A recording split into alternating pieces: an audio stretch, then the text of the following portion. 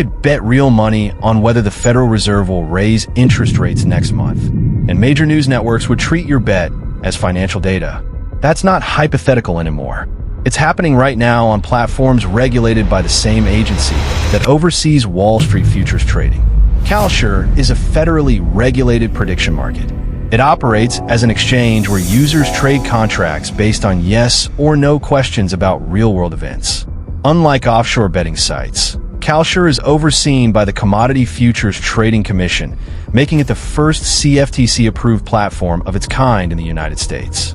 This regulatory approval positions it as a financial instrument rather than a gambling platform. The mechanics are simple. Every market revolves around a binary question. Will inflation hit a certain number? Will a team win the championship? Will Congress pass a bill? Each question becomes a contract priced between 1 cent and 99 cents. The price reflects the market's belief about probability. If a contract trades at 70 cents, the crowd is saying there's a 70% chance that event happens. When the event resolves, you get $1 if you're right, or 0 if you're wrong. Kalshi makes money through small transaction fees. You're not betting against the house. You're trading with other users. So why does this matter? In December 2025, Kalshi signed partnerships with CNN and CNBC. Both networks now display Kalshi's live probability data during broadcasts. When anchors discuss Federal Reserve decisions or elections, they reference market odds alongside polls.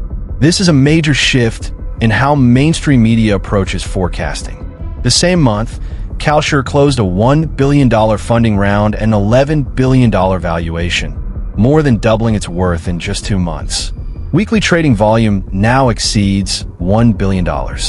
In early February, NBA star Giannis Antetokounmpo became a shareholder, and fantasy platform Sleeper partnered with Kalshi to bring prediction markets to its 10 million users. But the growth has triggered serious legal pushback. Kalshi is facing 19 federal lawsuits across multiple states. In January 2026, Massachusetts ordered Kalshi to block the state, ruling its sports contracts look like unlicensed gambling. Nevada and Maryland followed with similar rulings. The core legal fight is about federal versus state power. Kalshi argues that CFTC regulation gives it federal jurisdiction that overrides state gambling laws. States say they have the constitutional right to regulate gambling within their borders. This conflict is heading toward the Supreme Court. What happens next depends on upcoming court decisions. A critical hearing in Connecticut is scheduled for February 12th. In April, a federal appeals court will hear arguments in Kalshi's Nevada case. If Kalshi wins, prediction markets could expand nationwide. If it loses, the platform may be forced to operate regionally, and offshore competitors could dominate.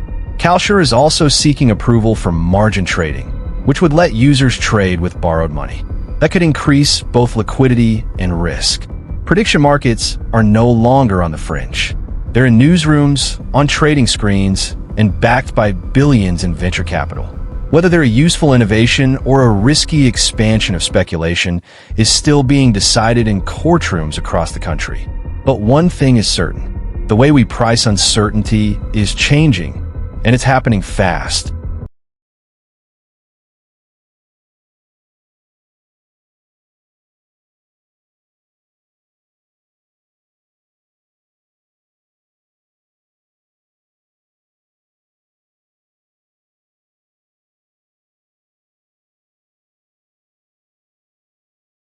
The current market volatility is unprecedented, requiring a deeper look into underlying economic indicators rather than reacting to daily headlines.